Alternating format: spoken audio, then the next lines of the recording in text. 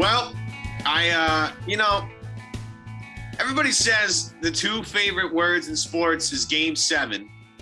And I say the people that say that clearly have no rooting interest in the game, because if your team is playing in a Game 7, these are not your favorite words, because every single second of the game is a heart attack.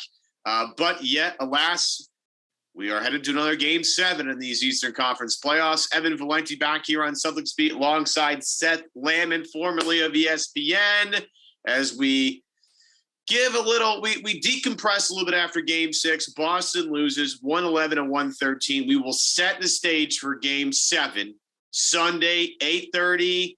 I guess pregame shows, sort of start time. Tip will be more towards 8:40 if you really sometime around midnight. Yeah, the game will get over at 11:30. We'll see how it goes. But before we get into Game 7, again, 8:30 ESPN, we're going to vent a little bit about Game 6 because a lot happened in that particular game. A lot of maddening things happened in that game. We're alongside Seth Lamon, who is frequently on this show, giving crazy stats. I have poured myself a glass of scotch to help things go down a little bit easier here. I was going to do the same, and I totally forgot to do it. McAllen 12. Nice birthday gift. And I put rocks in it just so I don't get hammered here on the show. We need to get through these moments as best we can. And can I just say, it's so nice to be here with you without Adam. I know. I mean, yeah. You and I can both get a word in edgewise now. It's a little more balanced at this point instead of just listening to Kaufman rant the entire time. I'm kidding about this, Adam, by the way. I wouldn't say bad things about Adam Never on the show. I would just do it to his face. Adam's, again, another well-deserved vacation for Adam. We'll be back next week. Hopefully I'll be there. It's been a while for me. I've just been crazy with work. Adam's been holding it down by himself. I'm glad he gets a little time off, though. It's been crazy. But Seth, absolutely. 111-103. Lot to get to about the loss. Boston had a golden opportunity, despite the fact that this game was, Miami got out to an early good lead, enough to, set the pace, keep Boston at bay. But Boston climbed all the way back. This has been something that, if you go back to the earlier part of the season and earlier iterations of Celtics teams, it wasn't something they're totally capable of. Boston climbs all the way back. And if you go to the last 3 minutes of this game, Boston just has a complete meltdown while Miami takes control here. 94-94 with 5:30 to go. Horford ties the game on a 3. Finally, Horford hits his only 3 in the basketball game. And then White hits the 3 not too long later. Boston up 97-94. This is where things are a little dicey right now. Credit to Miami, and we'll get into a couple of things, but Miami's going to hit a couple of really tough shots towards the end of this game. Lowry hits a late shot clock 3. We have some free throws to get exchanged. Jaylen Brown hit 2. I think Jimmy Butler hit a couple as well. Boston turns the ball over a few times. They miss some threes. Then it gets to the Jaylen missed free throws, which, as we all know, took the energy out of the building. On the flip side, Butler gets an and one on Horford at the rim. A great job by Butler to get downhill, attacks Horford's body, finishes through the contact, tough shot, and one. Butler, knocks that in. Celtics turn the ball over. Tucker hits a couple of free throws, sends Miami up 5. Boston misses a 3, and then with under a minute left, the shot that iced it, and this was just a microcosm of the game, with 2.9, 2.4 on the shot clock, under a minute to go. Right. Jimmy gets the ball in the right corner, turn around, jumper, barely inside the 3-point line, and cans that one. Impossible shot. That's the ball game right there. And I know it's like we have a little group chat going where I say a lot of simple things. And I know the game of basketball is a little more complicated, but we, at the end of the day, it's a make or miss league. And at the end of the game, Boston flat out either didn't hit shots or turned the ball over. In Miami, as much as you want to gripe about certain things, Miami just hit a bunch of tough shots in this game, Seth. They did. And Boston on the flip side, missed shots, turned the ball over. Tatum, especially at the late in the game, and just Boston withered the game away. And it just reminds us of the earlier Celtics team that just when they were down $1 billion had no chance to come back. It just reminds us a little bit of that earlier season Celtics team. Yeah. You know what I was thinking? like there are these. I'm the kind of person when I think about sports, I try so hard to be like really analytical about everything and like try to question my emotions a lot as they're happening. But this was the kind of game where it felt like every time the Celtics, like they would like scratch and claw their way back, and then Miami would just like pull something like really heroic out, like really making like big shots in big moments, like to stem these runs. And actually, the one I really wanted to talk about was that when Jimmy got the N1 over Horford, because like that was like another one of these plays where down the stretch they're worried about Jimmy and they're trying to keep Marcus on Jimmy, or specifically they're trying to make sure Derek White doesn't get switched on to him. And you get it because like Jimmy's making like 18 footers over tough defense anyway. But I think on that play, like the Celtics' fear of Jimmy Butler, like their fear of him exploiting a mismatch gave him like this clear runway to the rim. And like on a play like that, where there's no resistance along the way, it just feels like that's like Horford can do a lot, but that's asking too much for him to like stop a freight train coming at him in that moment. And even that, like Jimmy finished through tough contact. Like Al was there, like straight up, and there was body contact. And like even with that, Jimmy still finished it. It's not. It wasn't like he was like in game one of this series, and maybe even a little bit game two. It felt, as a Celtics fan watching the game, it sort of felt like Jimmy was like grifting a lot of calls. In this game, it just felt like, man, this guy's a killer. He's just destroying us right now. Like even if that play isn't an and one, Jimmy made that bucket over like really tough defense. Yeah, and it's in the playoffs, sometimes let it go, sometimes not. It's a judgment call whether that's an and one or not. And I don't have a problem with it because if that were Tatum on the other end, I'd want the foul call. So I can't be like a guy that's like, "Oh, why do you call a foul on that play?" Where if the other, I'm screaming like, "What? You finish through contact? Yeah, what? That's BS." So I can't be the guy that's like, gonna get it. But that was in that play exactly. They have Smart guarding Jimmy really far away from the basket.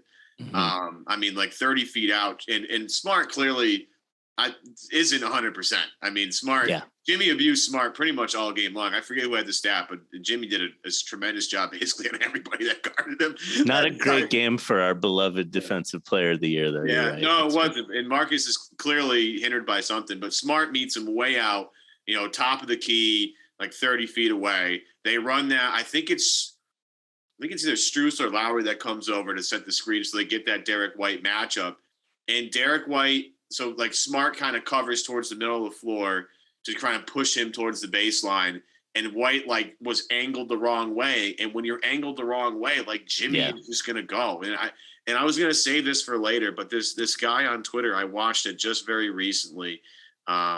It was really good. I want to make sure I get it. Brady Hawks on Twitter. He had a breakdown of some of the stuff that Jimmy was doing in the game, and we'll get to more of it probably a little bit later. But on that play, he demonstrates he's like Jimmy saw a lot of wide open space, which he usually doesn't see against this Boston defense, and he saw that Al basically had 2 feet in the paint. Yep, was like, you know what I'm going to do? I'm just going to run right at him. And again, Jimmy's good at creating contact, finishing through contact, but at least putting the game in the ref's hands to decide, like, you going to call something or not. And to Jimmy's credit, they did, and he finished through the shot anyway. It was just one of those things where Jimmy made a really quick decision. Yeah. And was able to get downhill without any resistance.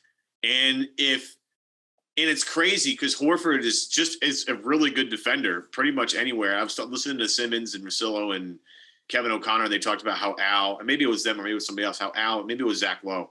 Again, all these podcasts blur together at this point because they're all coming out every other day, basically. But somebody was talking about how Al is really good at forcing people to move laterally instead of vertically. And Al, basically stepped up and just tried to block off, Jimmy from getting a dunk. But Jimmy, again, with his length, finishes a little bit around Al and absorbs the body contact and finishes through. It was a wonderful, wonderful play. But, even with that, even with Jimmy's shot like that, like Boston at the end of that game, just like basically pissed down their leg and had no response to all these haymakers that the Heat were throwing. You got to remember, like, this Heat team, it's got a bunch of older guys on it that have gone to the NBA Finals. Like, Jimmy's like the least accomplished person on this team, which is a really weird thing to say because Lowry has a ring and so does PJ Tucker. Yeah. But like, those two guys are tough as hell. As much as you want to gripe about certain things, like, those two guys are tough. They're smart. They're veteran players. Yeah, they're champs. Yeah, and Jimmy just, has the will of a champion, whether he's won it or not, like, doesn't matter. He still has the will of it. And Boston, on the flip side, turns the ball over and misses shots. Boston didn't shoot well in this game, particularly well at all, if you look at anybody outside of Derek White. But, they just whenever they needed a bucket, they either turned it over or took a bad shot, and Miami didn't. And even if they took a bad shot, they hit it. That's the game right there.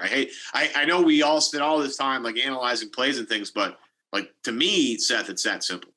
I think it is. One of the stats I was looking up after the game, because I've been feeling so frustrated about, like, what is going on with the Celtics? Like, why do they have these games, like these giant turnover games? Or it just feels like it's like this real roller coaster. And it's true. Like, Miami in this series, when they shoot, so like their effective field goal percentage for the playoffs, I think, is like somewhere around 52%. And in the series, when they're over 52%, they're 3-0. And when they're under 52%, they're 0-3, And like with the Celtics, it ain't like that. It's like the Celtics are winning. They won a game where they were down at like 45% effective field goal percentage, I think, which was that was game 4. But they also like, they lost a game where they were up at like 57 for effective field goal percentage. So like, I think with the Celtics, it's like they have like so many different like things that like can go right or can go wrong depending on like mood or something. Whereas like the Heat are just like generating the same shots kind of, I think, from game to game. And they're like, they happen to, in games 4 and 5 of this series, have these like what now feel to me like historically unlucky shooting nights, like just absurd, like absurdly low percentages on 3-pointers and every other jump shot they took. And maybe those are just outliers. And like, the truth is, like, there's been 3 games in this series where the Heat have scored really efficiently and they've won all 3 of them. So it's like, I don't know, are there things the Celtics can do to prevent that? Or are we just like hoping that the Heat win? I've kind of gotten to a point with the Celtics team where I don't know what to expect from game to game. Nobody does in this series. It's nobody. Like, the line right now is -2.5, but for who? For Boston. Really? And yeah, that's weird, by the way. Yeah. But the road. There's no rhyme or reason to any of these games. It's just it's a coin flip on whether it's a blowout or a close game. More have been blowouts. And it's a coin flip on who wins, because every night's a whole different story. And you have, it's so hard to get feel. Like in the 7-game series against the Bucks, and it was like, okay, we know how this is going to go. Milwaukee is going to let Boston shoot threes. Yep. They're going to let, certain guys, they're going to let Grant shoot. They're going to let Marcus shoot. They're not going to let Tatum or Brown kill him as much from 3, but they're going to leave guys open because they're willing to die by that shot. And Boston is going to have open looks, just a matter of them knocking them down. Yeah. Similarly, go back to the Brooklyn series. It was Boston is very willing to let Bruce Brown hit threes. Like, he can shoot as much as he wants. As long as it's not Kevin Durant and Kyrie Irving, like, who cares? Yeah. In this series, it's like, other than Jimmy Butler being a huge, defensive responsibility for everybody, and Jason Tatum and PJ Tucker going at it on the other side, there really is just not a lot of – these are 2 head coaches that do a really good job of trying to screw up the other guy. And not to be weird or anything, and not to just, talk down Ime, because Ime's been – Ime's amazing. He's been great. I was thinking about potentially what to talk about if Boston were to have won Game 6. And I honestly really want to start with Ime because of the ride this team has been on the past couple of years and how Ime has really – changed so many things. But at the end of Game 6, like, I kind of feel like Spo caught Ime with his pants down a little bit, because at the end of the game, how Tatum and Brown only have 2 combined shots in the fourth quarter, that's a mistake. And that's got to be on somebody, whether that's Brown and Tatum themselves or on Ime not putting them in positions to succeed. I feel like all three of them have to wear it. And so when you look at all 6 games, you have 2 head coaches that are really playing chess here. Yeah. Spo is arguably the best of them all. I mean, I know, Steve Kerr's a great coach and Popovich's a great coach, and you go up and down the line. Spo is incredible with what he's able to do with his team. And at the end of games, his teams like don't wither away. They get stronger. Yeah, no, it feels like his teams are always incredibly well prepared. I guess I was wondering, like, I don't feel necessarily like the like crunch time of game 6 is necessarily on Ime. I guess I am sort of wondering what you think. Like Tatum and Brown are catching a lot of flack, I think, today for the low amount of field goal attempts in the second half. For me, watching down the stretch, I kept thinking about something Van Gundy said during the broadcast, which is like I think he was praising Derek White at the time, and maybe Horford too. And he said, guys like this are valuable because sometimes you need to move the ball just for the sake of moving it. And I think this thing happens to the Celtics. I think this is a big piece of what's wrong with them in crunch time, like over the course of the season, is that they're trying so hard to do the smart, right thing that they struggle, I think, to adjust when the defense takes away the thing they're trying to do. And so like we've seen in the last few games of this series, like 3 out of the last 4 games, the Celtics have had like way too many turnovers. And I think part of that is these moments where like the ones up at the top of the key where they're trying to like force the ball back to Tatum after the pick or whatever it is, trying to enter the ball into the post. The Heat are covering the passes the Celtics want to make. And the Celtics kind of do this thing like that where they stare down the pass and then they just kind of make it anyway most of the time. Or they like down the stretch, I think a thing that was happening is like Marcus or Derek White will try to get the ball to Tatum and Tatum won't, for whatever reason, he'll come up from under the basket and he'll try to make himself available and use his body to get open. And Miami's shutting that off. And then the Celtics just don't know what to do. And I don't know, like, what's your read on why is it so hard for them to get the ball where they want to get the ball? Are they just like not because being creative enough? Miami's really good at preventing that. I go back to Scal and Lowe were on the low post, obviously. Mm-hmm. And I only remember this because I listened to it recently on accident because I was walking my dog and I had finished the low post. And the way I'm old school, I guess I'm a dinosaur. I listen to podcasts on the Apple podcast app instead of. I do too, fellow dinosaur. Yeah. I don't care. Like don't judge me. But it rifled through like the end of a couple of episodes in a row. But I had gone back and listened to Scal and Low on something, and I caught it at the right time. And Scal was like, the one thing I'm worried about Boston, and I just happened to catch it at this point, he's like, Miami's really good at being like, no, you're not going to do what you want to do.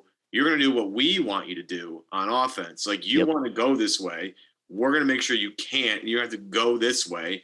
And if you go that way, we are going to have someone there waiting for you to make sure you move the ball to this point where we also have somebody waiting for you. And it was sort of something, I'm sort of paraphrasing, but it was something like that, to that effect. So that's exactly what I've been thinking. And I remember when he said that actually. And I think the answer to that problem though, in basketball is improvisation. It's like, and I think the biggest problem the Celtics have, it's not that they're not good at improvisation. I think we saw tons of times, especially over the second half of the season, where the ball movement was like really beautiful and shots were coming from kind of unpredictable places, like in the flow of just like smart players making smart decisions in real time. Right. But they are not good at that under high stress. Like they're good at that when they're like coming back from like being way down. Like when like when everything sucks, and they like run out of like reasons to think they're still in the game, it almost feels like they loosen up and they get back in it just by kind of moving it and playing free. I think when they're thinking too hard, it's hard. And then the other problem, and this is like the other like stat thing I wanted to bring up here, is like they are just playing way, way too slow in the moments where no one's guarding them, like walking the ball up the court or just getting into their offense. Like they are starting these possessions so late in the clock that then when the first thing you try doesn't work, you don't have time to do anything else. That's why Marcus Smart shot 9 threes last night, is because he got the ball with like 8 seconds or less on the shot clock. And there's not time to like run a whole play anymore. Like at that point, you got to like hope your rebounders are in a position to maybe have a shot at it and hope your shot goes in. But so I looked up some stats and like average time to shot in the regular season. Do you know this website in Predictable? Have you looked at this? Yeah, I haven't looked at it, but I know the website. Yeah. So during the regular season, we were 12.1 seconds per possession, like average time to shot. In the playoffs, it's 12.9. So almost a whole second slower. And like in terms of how that ranks, it's like we're not fast in the regular season. We were 21st out of 30 teams, but in the playoffs, it's 18th out of 20. So it's like, it's worse. Yeah. So then, and after makes, we're a full second slower, 15.5 to 16.5. In transition and after defensive rebounds, we're basically the same. Like we're still like playing fast kind of. So like, I think that's the other thing that comes into play with the shooting thing is like when these teams that we're playing, that the Celtics are playing against make shots, the Celtics get into their whole walk it up thing. But then this is the one that really killed me. So after offensive rebounds, we're like 17th out of 20 teams. It takes us 4 seconds. And if you think about how many offensive rebounds just like lead to putbacks, like 4 seconds is just like way too long. And it was 3.5 during the regular season. Like those are plays where there were a few down the stretch last night where we would get an offensive rebound. And on the broadcast, they were talking about the Celtics are so much bigger than the Heat right now. And Miami like really needs to worry about the defensive glass. The Celtics would get these rebounds, but then in their attempt to sort of like pull it back out and run something, you can't do that. There's just not enough time. Yeah, you and I are similar on this in their little group chat that we have. These offensive rebound nights kill me, and when Miami is killing Boston on the offensive glass. Well, yeah, that too. It absolutely kills me. If you go by game, Miami won the first game 9-8. That's a win for Miami. They won it 12-8 in the second game. Boston somehow still wins. This shows you just this series is so out of control. No, and 3 and 4 were okay, I think, right? Yeah, so 3 and 4, Boston wins both offensive rebounding margins, but they got killed in game 5, and yet still won that game 19-6 on the offensive glass in game 5. And then in game 6, Miami won last night 11-6 in that category. And it felt, these always feel like way more to me. They always, like, I saw 11-6, and I was like, I thought it was like 20-1. If I give you the percentage, it'll really scare you because the percentage they're rebounding in the last 2 games. It's the same percentage of both games, and it's exactly 1/3 of their missed shots. The Heat are rebounding 1/3 of their missed shots. Yeah, and I want to hold on to that for later. Yeah. Okay. What was one of my keys to Game 7? Yeah. But but what do you think about the speed thing? Like, I just think like I would love to see them. Well, they're not being pressed full court, so I would love to see the Celtics like run the ball up, get the offense started at 20 seconds. Then when the Heat gobble up the stuff you try to do first, you have 10 or 12 seconds to get into your like subsequent actions. Okay, so how much of this? I don't mean to pivot in a different direction because I do think this is actually a very interesting conversation. How much of this is that everybody in the court is absolutely shot right now? It's a good point. Because I mean, I've been talking about it in other people that I know, like people. The NBA playoffs has been, a lot. But it's been at least a lot of vocal people talking about every game. I mean, you watch every game. It's been a lot of opinions, a lot of stuff. The one thing that I've noticed is like if you watch this series specifically, and I didn't catch a ton of Golden State in Dallas because it's just too late at night. I'm already tired. Like I can't do it. I can only do it for Boston. I can't do it every night until 12 o'clock, 1 o'clock in the morning. My life will suffer very much. I can only. It's fair. It's fair, man. Your podcast is called Celtics Beat. It's all right. Yeah. But I do like to watch basketball. But like right now, I don't have the energy to watch I also, I just don't have the energy to watch Golden State Dallas till 1 a.m. I'm just like, I'm tired. I can't do it anymore. I can't hang anymore.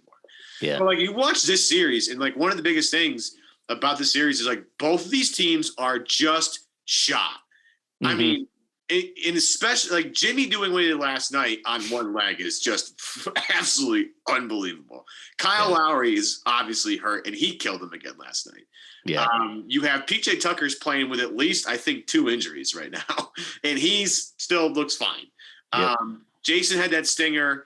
He seems to be okay. I think last night he looked great for the most part. I didn't see any nagging injuries there. Smart's I would agree. Hobbled, okay. Smart's clearly gutting through some stuff. Jalen's gutting through some stuff. I would assume Al at 35 has probably got something going on. What is going on with Rob is a huge question. Like these teams are just shot. And I think sometimes, like as much as it drives me crazy that they roll the ball up the floor and they walk it up and they take 7 of the 8 seconds and almost like 7.8 seconds of the 8-second clock to get over the timeline. Like they take but at points I'm like, they're literally doing this because they're absolutely exhausted. They're exhausted. And I think you're right. Goes. I mean, and I always think this with Tatum because I was always on this point with Tatum with like, he's played so much basketball over the past 2.5 years. Like at some point, like Jason is a machine. If you think about the durability of Tatum, it is actually insane how durable he has been throughout his short career. And I'm knocking on all the wood. Yeah, please. I can't believe you even said it. But, well, can I just say though, in slight rebuttal to this, sure. Like Miami is playing fast. Kyle Lowry is like old as dirt, and that guy is like he catches the ball on a rebound, and he immediately. How much did that outlet pass for the layup kill you? Like he's like. Not only is he like running the ball up the court, but he's like looking up and trying like is there any little thing I can do to make life easier? And I wonder if this is like this is like pure conjecture on my part here, but like my theory is that veteran players in many cases actually start playing faster in the moments where no one's guarding them, because like, what happens if you slow down, if you walk the ball up the court to save energy, then the possession itself takes more energy. Like then you give Miami a chance to set their defense. Yeah. And that's what you want to do with one of the best defensive teams in the league. You don't and then you're like bumping bodies, which takes more energy, and then you're like you're up against the shot clock. How many times the only pass I can remember in this series that you're talking about, the look ahead, like was Smart chucked it to Jalen on like a fast break, and that's the only time they've tried that. White's had a couple. I can't go back and review every single, but I don't think they've done that really at all. Yeah, it doesn't feel. No, well, no, I don't think I don't think this is. We run like I think the Celtics have been pretty good at running off turnovers, like because I think it's been drilled into them, like run off turnovers, right? Mm-hmm. But I just think that like. We saw the Bucks do this to the Celtics a bit too, where they were like trying to run on makes. It's like I think the book is sort of out on the Celtics that like they're like transitions from offense to like if you play against them in the half court, it's not going to go well for you. But if you can play against them in transition, maybe it's a little better. Or like, and I think it works the other way. I think teams know. Like the Heat get to conserve some energy too when the Celtics walk the ball up the court. Like I think these teams like they don't even have to worry about a point guard for the Celtics sprinting the ball up the court. You know, like it's just never going to happen. And Pritchard's good at that too, of like pushing the ball and pushing the pace. And Pritchard, goes back to Pritchard gets 4 minutes in Game 6. Yep. Now I know they're trying to play the matchups, and like sometimes when Pritchard's on the court, he gets targeted. But at some point, like you need a spark, you need some energy, and Pritchard always kind of brings that. He's the guy that pushes off makes, and will find the way to as much as dribbling has been a problem for Boston in the series. He's one of the few guys that is at least willing and able to dribble into the teeth of the defense, not cough it up, and then try and figure something out as he gets there. So maybe that's something they think about for Game 7 is maybe giving Pritchard a little bit of a longer leash to try and give them some energy. I think you're right. I think Pritchard gets them into their offense earlier than other guys. And I think, you can't like the space that he provides is is incredibly valuable. The defensive part, I don't know. I've got a lot of theories about this too, and I think it's a little overrated. Like, but how much of the defensive stuff changes when they don't have Rob? That's it, right? It's like Rob is so huge in this series because there's all these because Miami plays these lineups without Milwaukee would play lineups where there were 4 shooters on the court, right? Like plus Giannis. So like you're worrying about everybody. The Heat aren't really like that. Like you do worry about PJ Tucker shooting threes in the corner, but Rob is so good at closing out. We saw him block a corner 3 on a closeout the other night. Like the most ridiculous block that only Rob could, or Rob and Giannis could only 2 people in basketball that could have done that. And in game 5, there was all the successful stuff like having Rob guard Jimmy and like, I don't know, maybe that doesn't work in a game where Jimmy is like gets smoke coming out of his ears. But like to your point about Rob, I do think like this Celtics team is at its most sort of like incendiary when he gets to like roam around off, like not guard the ball and not guard the paint, like, and be like on like, for example, guarding Tucker, who's just standing in the corner and getting to like roam and muck stuff up and then make your closeout if you have to. Like, that's like the Celtics' most beautiful Rob stuff. I just think the whole, like, I don't really, this may sound nuts, but like, after the game Jimmy just had, but like, I'd rather see them try to like attack mismatches than like get their sort of like ball movement machine working and end up with like Bam getting dunks or Strus getting threes. And like, I think that's when they're at their most dangerous. Like, I don't think it's the 47 points from Butler that killed the Celtics in that game. I think it's like the 4 threes from Lowry and like I don't know. I disagree with that. Yeah. I was going to save this. At the end of the day, game 6 is a Celtics loss because Jimmy Butler was literally unbelievable. It's 47, 8 and 8. It's hard to argue against this. Yeah. And like, I knew they were in trouble when Jimmy hit his first 3. I was like, oh. And then another one. I was like, oh man, it's going to be the night. Cause like Jimmy will have a night. Like he was, I forget what was like 1 for 27 in the playoffs or whatever the number was. It was outrageous. But even Jimmy knew, like, I got to hit some threes tonight. Like they are not respecting my 3 shot at all. If we're going to win this game, I have to knock down a couple because it might make life easier for me. But Jimmy was absolutely unbelievable in this game. And like, even some of the shots he made were over tough defense. And you're like, what else can you do? Yeah, that's kind of what I mean. It's not that hit a couple of tough shots. You're like, what else do you want them to do? Like, what else? Like, sometimes the team hits a tough shot. And Jimmy hit a one. The Grant Williams foul where they challenged the foul call. Like Jimmy threw a laser at the rim, like just a laser, and it went in. I was like, what? This is just the night. Like Jimmy hit so many tough shots, and as much as it's frustrating, I actually find it easier to come to grips with when it's like, you know what? He just hit a bunch of tough shots, and Boston didn't, and that's how it goes. Jimmy hit, I would say, at least 7 or 8 or 9. Really difficult shots. And the worst one was to turn around with 2.4 on the shot clock with under a minute to go. And it was like, yep, that's it right there. That's exactly like what else? There were 2 guys there. It's like whenever Boston plays, and this is why I was thrilled that Dallas is not going to the finals, because I am so sick and tired of Luka burying buzzer-beating shots with Tatum's hand in his face, fade away at the buzzer to win games. Like, I'm so sick and tired of that already. Jimmy just hit a bunch of tough shots. Lowry hit a couple of tough shots. Strus hit a couple of tough shots. Like, that's just totally just sucks because you play really great defense and normally you're rewarded with a rebound.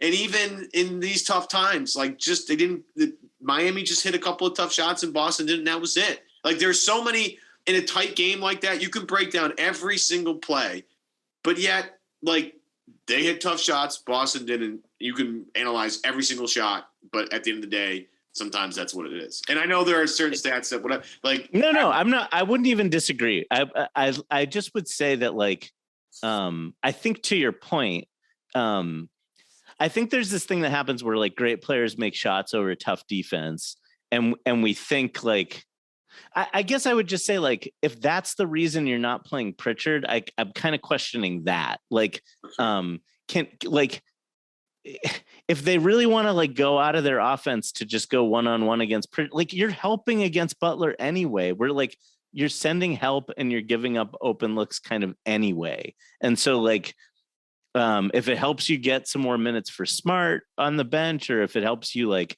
if you need more offense, you need more space for, I mean, God, like they can't dribble. There's no space out there.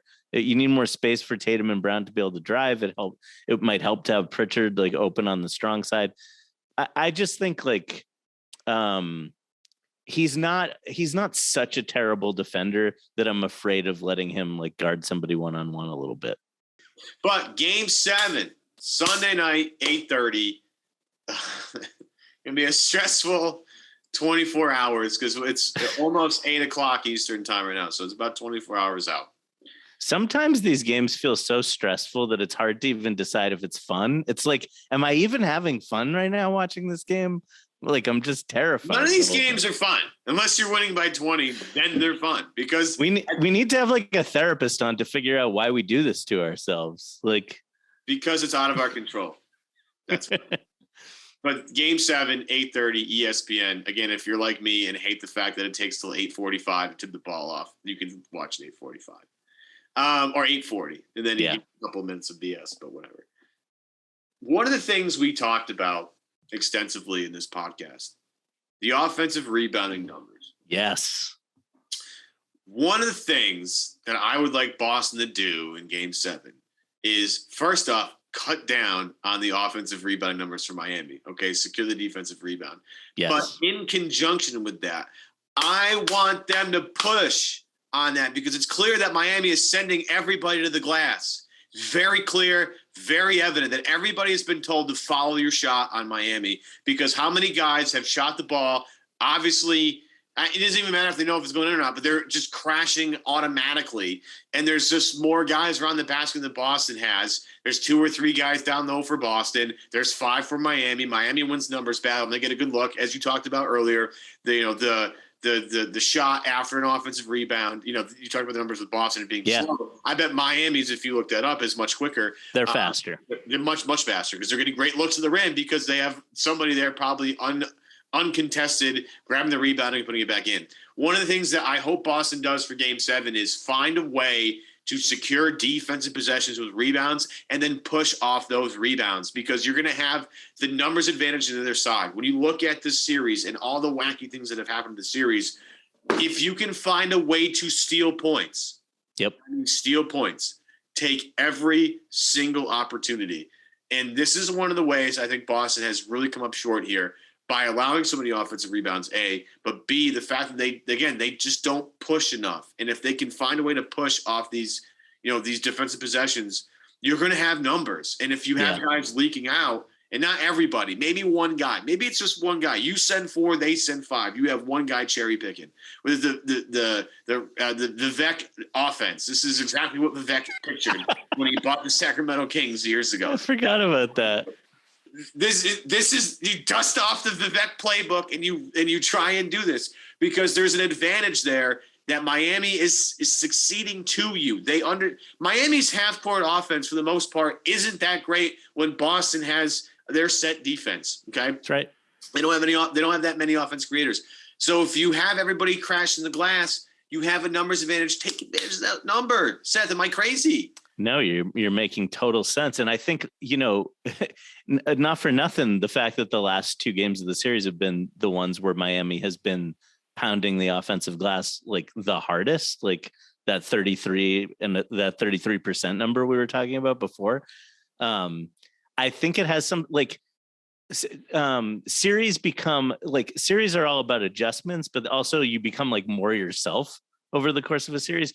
And if the Heat have learned over the course of 6 games that the Celtics are just going to walk the ball up the court every time, they're not going to be afraid at going hog wild trying to get offensive rebounds, right? Like it frees them up. It frees them up mentally to do that. The other piece of it, though, is that this is one of those areas of basketball where it is like, it's not just shooting luck. It's like, it is like how well you play. Like boxing out is just like a thing you could do. And the rebounds that the Heat are getting, like PJ Tucker most famously is great at this, but like the corner crash. So like when a shooter in the corner has been like maybe largely ignored for a whole offensive possession, and then the shot goes up, that corner shooter like will go crash the glass because that's the guy who wouldn't be back on defense anyway, right? Like it's the safest place to crash from.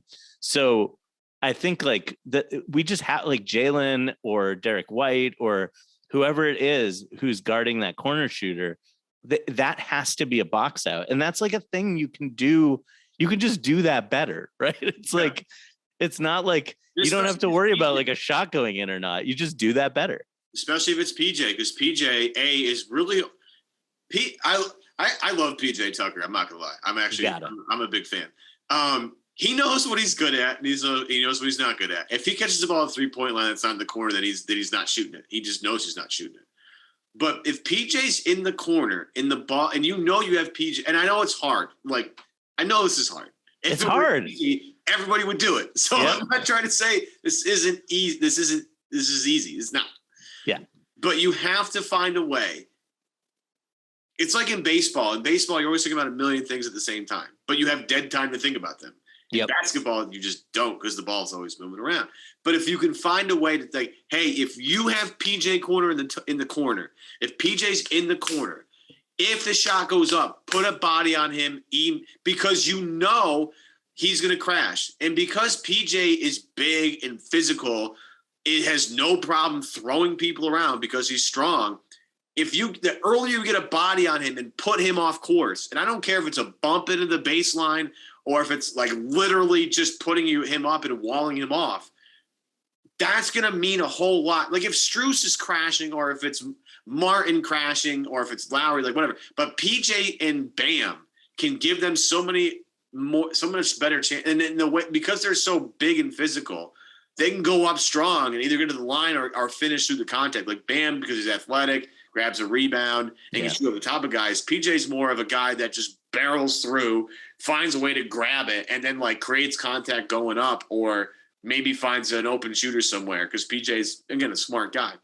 Well, and it's also the price you pay. Like you try to, when you're on defense in the NBA, every team does this, but they try to have certain things they don't have to think about. Like you want to have there be like a couple shooters you don't have to pay as much attention to, because then you get to like worry about the guys who are more worth worrying about, like Jimmy Butler or whatever. But part of the price you pay for ignoring PJ Tucker in the corner is that PJ Tucker comes and kills you on the offensive glass. Like, I mean, I'm thinking back to like last year's playoffs when he was with Milwaukee, but when Atlanta would try to like hide Trae Young on PJ Tucker, and it sounds great, like while you're playing defense, right? It's like, oh, they're not going to bring PJ Tucker up in a screen. We can keep Trae Young out of the play. But then all of a sudden a shot goes up and Trae Young is trying to box out PJ Tucker, and that's not good.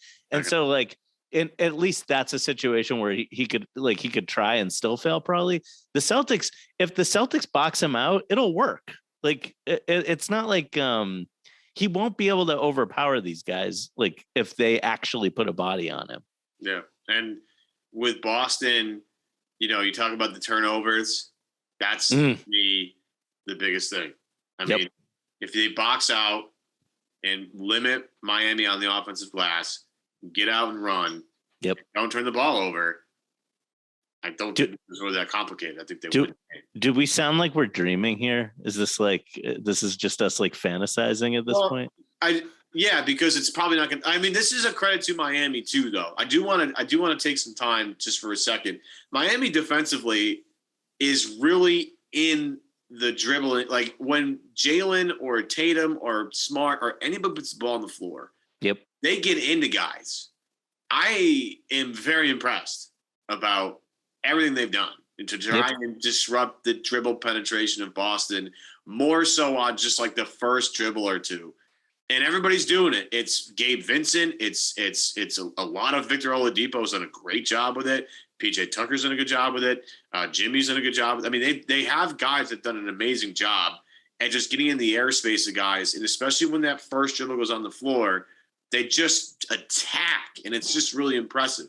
But if Boston can avoid those turnovers, and it's been hard for them to do, credit to again, the one thing that like people just stop turning the ball over. Like, well, the reason why they're turning the ball over is because Miami's good at this. Okay, yeah, no. Miami is really good at this. They've obviously scouted Boston really well and decided, you know what, this is something we can exploit right here. They're lazy with their first couple of dribbles, or well, I mean, that must be the scouting report. I mean, I don't know what Spoelstra's cooking up, but that must be what they've been thinking about. I think it's more that I think it's actually about the like getting into the offense late piece that's why I'm harping on that so much. I think if that first dribble is coming with like 18 or 19 seconds on the shot clock, they can't be as aggressive because there's too much time left for the Celtics to pass it around when they close up. Even if it's like happening at 13 or 14 seconds, they can be so much more aggressive. And I really think that's a huge piece of it. The other thing is like the Celtics Ime has talked a big game about getting these guys to pass the ball more, right? Like the ball movement thing has been a thing he's harped on all year. And like to Tatum's credit, he's like, I think he's become like a beautiful passer over the course of this season. Yeah. But there is this thing where it's like a little bit like what Luka does, where it's like he's trying to control everything and that his pass will be the pass that leads to the shot. But I think you have to just like make life easier. Instead of throwing one great pass for a shot, just throw 4 or 5, like get it going back and forth, left to right. Like, and I think that's one of the things that I love when Al catches the ball at the top of the key, because he just immediately looks the other way and moves it to the other side. And there's no reason. It doesn't like, that's not the moment where the good stuff happens. But you stretch, like the defense is stretched. They can't be as aggressive on the next dribble that happens. It changes everything. And I think that's what I'm looking for in game 7. If I see early on that the Celtics are getting the ball moving side to side, like even if they're having like not great shooting luck, I feel good that like they will get shots instead of turnovers. And if they get shots instead of turnovers, the math will work in their favor eventually. Right. And sometimes it's more, and Tatum has gotten good at this, and Van Gundy's pointed this out about Tatum just making decisions quicker, getting off it quicker. Get off it quicker. And like you see double come and move it. And what Tatum has done a really nice job of lately is relocating after he gets off it. Yeah. Moving around and then finding a way to come like this. That's what makes Steph so amazing. Yep. Steph never stops moving. That's right. Always a professional. He's always in motion, no matter where he is. So if you can find again, Tatum's going to this, get off it quick, relocate. And I think you're right on that. I think Tatum is trying to make the pass instead of just passing to move. Yeah. I think there's a good distinction with that. Whether they And I don't even blame him. It's like there's so much of the offense is his responsibility. Like, and I'm sure he feels like if he doesn't get guys shots, they won't get good shots. But I think like that's what Miami's taking away, right? Is like you can't just drive into 2 or 3 of those guys and hope that you're going to be able to kick it out. They're just too good. Like Lowry and Oladipo and Butler, these aren't guys you can just like dribble into a crowd against. So I think it just has to be more easy passes. And I'll just say this because I had it marked down here as the thing, because you look at the 3-point shooting, by game for Miami, the games they shoot relatively well above 30%, in game 1, they're 10 of 30. That's a win. They're 11 of 33 in game 3. That's a win. They're 15 of 35 from 3. That's a win. And again, some of them is, Jimmy hitting threes for the first time in the series. And Kyle Lowry, instead of going 0 of 6, is hitting threes this series. And instead of the backcourt going, what was it, 1 for 28 or whatever the number was in games 4 and 5, that a hilarious number. Those shooting numbers from those 2 games for Miami are absolutely wild. It's hilarious. 7 of 45 from 3 in game 5, which is comical. But if you can find a way to shut them off from 3, that's going to be, a big thing. I think so. My question is, even with Jimmy heating up, you still just sag off him from three to say, hey, Jimmy, if you're going to beat us 2 games in a row hitting 3-pointers, get after. I hate to agree with like to keep bringing up the TV announcers, but I kind of agree with the point Mark Jackson was making that they can't just be practice shots. Like, that's fair. It can't be Jimmy like walking into a 3-pointer with nobody even remotely close to him. He like used to be a good three. I feel like there's something fishy with Jimmy Butler's 3-point shooting. I feel like he like does it. He's like, it's like a playoff trick or something. Like he doesn't do it in the regular season. Unless he really needs it.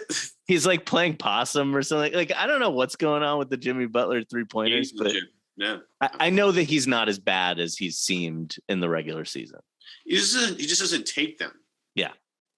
Because he doesn't take them, you just assume he's bad at it. Well, the percentages are terrible too. But like, no, I mean, I do think like when that guy rises up and fires in the playoffs, I'm terrified. Oh my God. Again, I'll have nightmares of Game 6. Yeah. I mean, he hit a bunch of tough ones too. It's not like he hit easy ones. Jimmy was unbelievable. Well, I don't know if the threes were tough, but no, the other stuff was. No, those long twos, man. And that's the thing. Like I was watching the game and I'm like, you kind of want Jimmy to shoot long twos, but he's also like good at it. So I don't know. I think they played great defense on Jimmy. I think he had a great night. And I think if you duplicate it again and he beats you again, man, you just tip your cap because he's just an excellent player. But this is tough. This is tough. It's really tough. These two teams are both very good defensively, two really good coaches. They're both, and the thing is, this health thing is killing me. Because here's my big question: will Ime let Rob play more than like 20 minutes? Yeah, because they've been very, and we've talked about this in the group chat, and I've talked about it with other people. I do think Rob is in this like very weird break in case of emergency place. Yeah. Because I do think they're trying to manage Rob's long-term health here. But at a certain point, I do think you're just going to have to go all out. And credit to both teams. And this is so, this is such a fair, I don't care. Both of these teams are playing through an insane amount of injuries that you would not play through in the regular season. That's right. Insane. This is unbelievable. I do think, the question for me is, will Ime play Rob more than he wants to? Because it'll be interesting to see. Rob is if Rob is what breaks everything. Like no, how poor Bam has played in this series. It is not a coincidence. You know what he is? He's the I was talking about improvisation earlier as like the way you attack a defense, like that you need to be able to improvise to attack a defense that's set against you like this. Rob is improvisation like personified. Yeah. Everything that dude does on both ends of the court. Jazz, baby. That's what Rob Williams is. He's beautiful. Like on defense, the chaos he brings is amazing. But on offense, like the passes that he considers throwing and like the like weird angles he sets picks at and like also the gravity of him just being around the rim and just like throw it up and he'll just get it. Like, I mean, he out jumps he just goes forever. It's amazing. The offensive rebounding. I mean, he just like adds this whole element of like unpredictability that I think is so important. And that's what I think Ime's final card is. Mm-hmm. Because Rob. Both of these coaches, I have so much respect for Spo. It's unbelievable. I think they've both been saving stuff. And I think Ime has one more card to play. And I think we're just going to play Rob more. And I love it. Good luck. And I don't know if they'll do it because I'm curious at what Rob's pain management level is. I don't know anything. I don't know how hurt he is. I know he's hurt. It's clear he's hurt. I don't know how hurt he is. I don't know what his knee feels like. I have no idea. But if they decide that this is it and they play Rob 25, 30 minutes, that might be what it takes to get this done because Miami is just relentless at certain things. And especially, and you can see the problems that Rob creates very easily when he's on the floor. It's like they have so much stuff to already think about. And as we talked about the Scal thing of like, oh, Miami wants you to do this, and then they have the guy there to meet you because they want you to do that.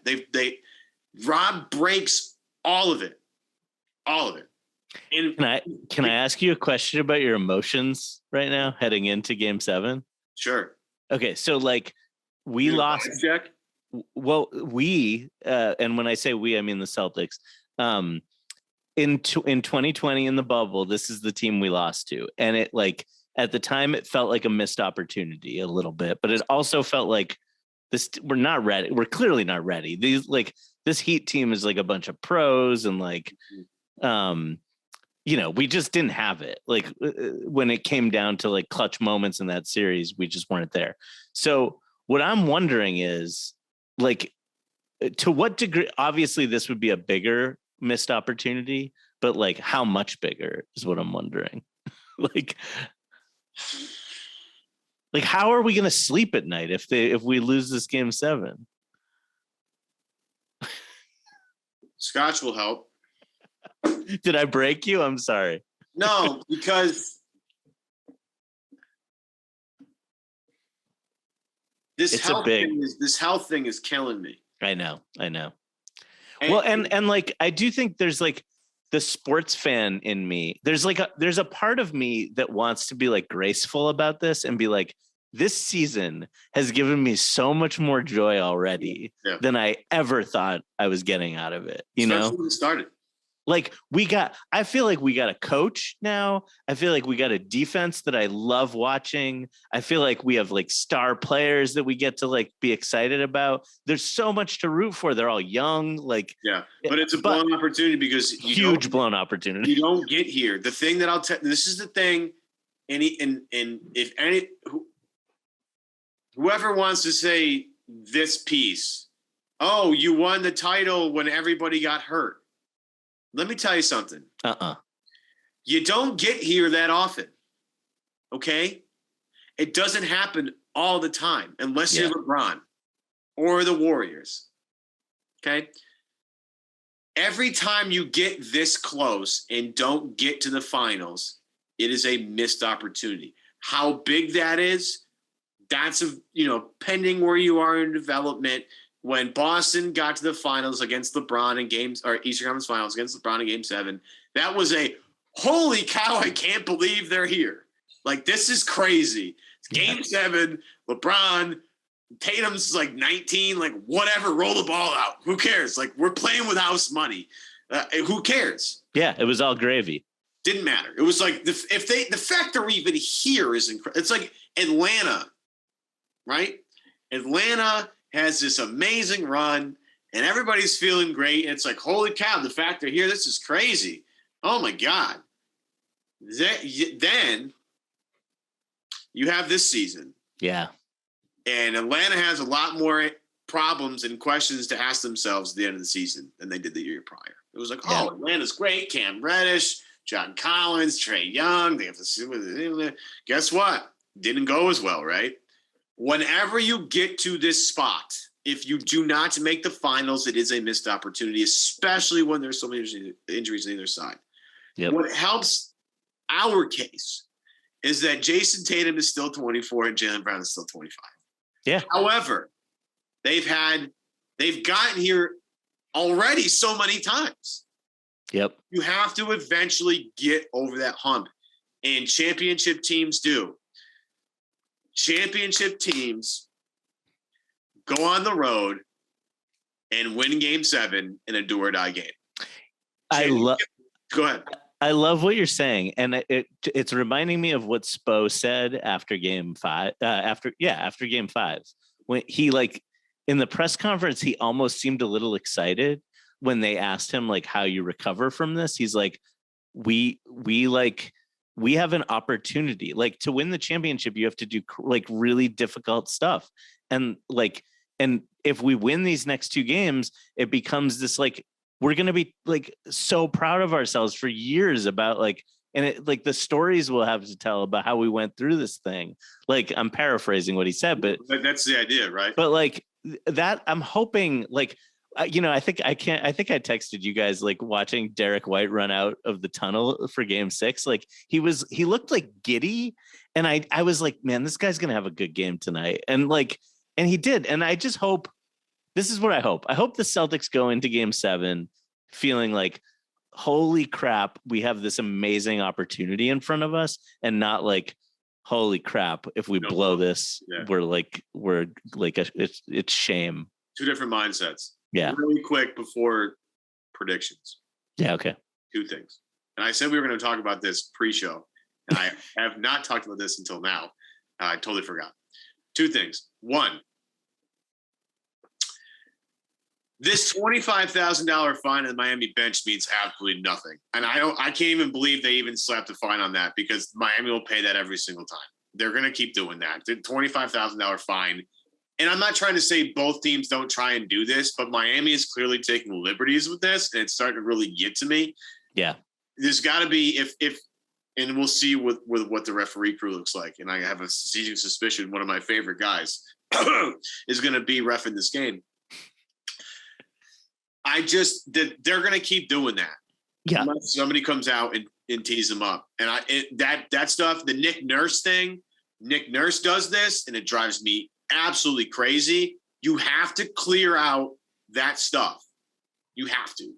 You can't have, like, all right, the shot of Smart being guarded by like 7 people in the corner. Like, dude, come on. Like, you have to find a way to regulate that. I'm not trying to complain too much about that, because the game was not about that. But that stuff, and I can't swear, that stuff needs to stop. That stuff needs to stop. I mean, it's been a problem throughout the playoffs. I mean, Dallas got fined for this a few times, and there's screenshots you can find of the Celtics guys on the court too. What's wild to me is like the play where, I forget, is it Horford shooting a 3 or Marcus is shooting a 3? Markieff Morris has both his feet in bounds, on the court. It's like, this is just, and he's like right next to him. It's like, they do have to figure something out. And I'm sure, like, we're not like breaking news here. The NBA is paying attention to this, but I wonder when they're going to do something about it, because it is becoming a big deal. The unfortunate part is Zach Zarba is not there to make a big spectacle out of all of it, because he would do so. My prediction about that, though, but like he's the over explainer that kills. Yeah. I don't think it's going to be game 7 when the league decides to do something about this issue. No, absolutely not. No way. And if you have any sanity, do not read the last 2-minute report of the game. Just don't do that. I do suspect that everybody's favorite referee, Kane Fitzgerald, will be doing this game. Yeah. I just have, and I'm just, and I don't mean to be this guy, but like, he just makes every call about Kane Fitzgerald. It is unbelievable. And the problem is, it will disrupt the rhythm of this game. Yep. The one prediction I have that I know will be right, this game will have no flow. This game will have zero flow. It just won't. And that's what's going to stink about tomorrow, is this game, or today, depending on listen to this podcast. This game will have absolutely zero flow to it. And I'm like, I would, if there's a way to bet that, I would put my house on it. There's zero flow. It's the classic game 7 way. And like, yeah, it's, and these game 6s are usually better, because game 7 is usually just a disaster.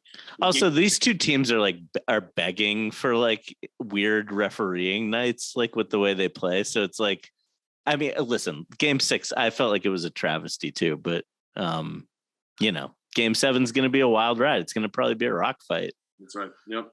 So, Seth, as we do on game days, we'll do a little early here. How's the vibes check? How we doing? How we feeling? I was arguing with your co-host, Adam Kaufman, about this, like after game 6, because like he's so optimistic, and like he was sort of like still freaking out, I think, after game 6. By the time the second half of game 6 was in progress, I was already getting like excited about game 7. Like I'm in the SPO mode of like, I'm excited about this opportunity. Like, this is our chance to like, yet again, like after games 5 and 6 and 7 against the Bucks, this is like the Celtics' chance to like have a really prideful moment leading into the finals, where they do what is expected of them. I'm a little nervous of the fact that they're considered favorites in this game. Like that doesn't quite seem right to me, but I'm psyched. Let's see what happens. Somebody do me a favor. Don't talk to Draymond Green, please, before this game. Didn't do. And that's so great. That's so funny that people make a big deal out of that. It's like, if that's what it took to get this Miami Heat team fired up, then I question the Miami Heat culture in general. Also, it's like Udonis Haslam's fired up. Do we know if anyone else was fired up about this? Yeah, I guess Dwayne Dedman might have had something to do with it. I don't know. But I will say this. This will not be harder than walking into Game 6 in Milwaukee and try and take Giannis out in a do-or-die game. No. That is the hardest thing they've had to accomplish. Now, this is a whole different circumstance. I just don't love it because we have so much prior history of not great things happening. But that building is a house of horrors. It's true. Yeah. But it's the poetic, like, justice of this setup is interesting. And to be able to extinguish different flames along the way here, with Brooklyn, Milwaukee, and then Miami finally, feels a little weird.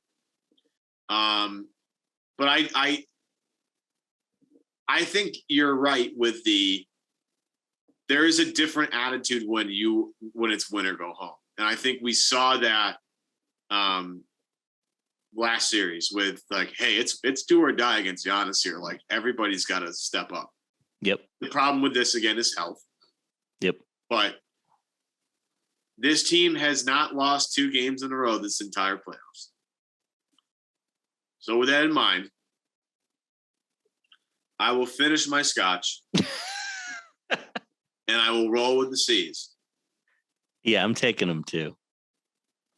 I can't believe I'm saying it out loud, but I'm taking them too. I feel terrible about this. This is why I'm drinking scotch. But I like this is Celtics beat, so I like their odds. I like their shot. This is a big moment, though. This is a gigantic. Especially it's really big for Tatum, obviously, Brown, obviously, but it's really big for Smart because this is the last of the OGs here of the the aftertime of the KG, Paul Pierce, Ray Allen stuff. He was the Jordan Crawford years. Do it for Jordan Mickey, guys. Do it for Jordan Mickey. Do it for Phil Pressey. Yeah, Flip. Do it for Shane Larkin and Kelly Olynyk and Evan Turner and Amir Johnson. Yeah. All the guys that led to this point. Like, that's powerful stuff. And maybe that only rings with Marcus because Marcus is the only guy that's been around. Maybe that's what you got to do to Mark. Like, hey, Marcus, we're going to do this tonight. We're doing this for Jordan Mickey. James Young. We're doing this for Phil Pressey, Shane Larkin, RJ Hunter. We're doing it for all. That's right. And I don't know. There's some beautiful poetic justice in that, but at the same time, Miami will rip the heart out of you. So I feel great about it. one more piece of poetry. Sure. The guy I'm thinking about going into Game 7 is actually Horford, who has played. They pointed this out in the broadcast. He's played more playoff games than anyone ever without playing in the finals. Like, that dude has been in the playoffs like almost every year of his career. Right. And I just would love to see him get a chance. Like, I would love one of the best things if the Celtics can, like, by some miracle win the title this year is that, like, I really think I would love to see Horford get his number retired someday. I love the guy. I think he's had an incredible career. He's been underrated all along the way. And I hope they make it to the finals for him. Yeah, and obviously there was a death in the Horford family. I think yeah, about it, and obviously best of the Horford family going through some stuff. Yeah. But yeah, this has been kind of a do it for Al sort of run, Yeah. And that's a crazy stat that Al Horford has played more games than anybody in the history of the league without getting the NBA finals, the playoff games. Yeah. Without getting the NBA finals. Yeah, that's big time too. There's a lot at stake here, and it should be a fun night. Try to enjoy yourselves, pace yourselves if you're indulging in anything. Water's a good way to help with that. Space it out. Learn this together. But I think I've turned it around to the point, like, this is going to be fun, because, like, this is why you watch. This is why you spend in October. This is why I watch Summer League basketball and love that. This is why you tune in October, November. You watch it for this. And there's something beautiful about that, as we talk about, like, why do we do this to ourselves? Like, I don't know, there's something beautiful about watching and getting invested in something that's out of your control and like develop in relationships with people you don't know over time. I don't know. I just, tomorrow, it's amazing. It'll be interesting. And I know everybody's nervous. I think everybody involved is nervous, maybe except for Jimmy Butler. But it'll be fun. It'll be enjoyable. And we'll see. Hopefully we have a NBA Finals preview coming at you next time. We'll see. And Kaufman will be back. Seth Landman, absolutely wonderful stuff. We went an hour and a half.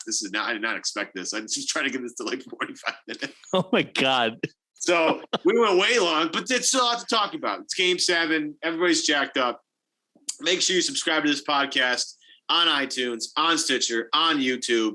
Our CLNS Media channel has been killing it. The post-game shows are racking up 30, 40, 50,000 views within 24 hours. Obviously, those guys are doing a hell of a job between Bobby Manning, John Zanis. You have this is going to be terrible because I'm just thinking of Jimmy. What the hell ever Jimmy's last name is? It's going to bother me, but I just, my brain is scattered in so many different directions. So they're doing a great job. They're doing a great job. All of them. Seriously, the fact I haven't been on that show yet, it's kind of interesting, but it's because I'm too tired after games to do any of that stuff, unless it's the NBA Finals. But those guys are killing it. Make sure you follow them. For the Landman, I'm Evan. We're out of Thanks, Scott. man.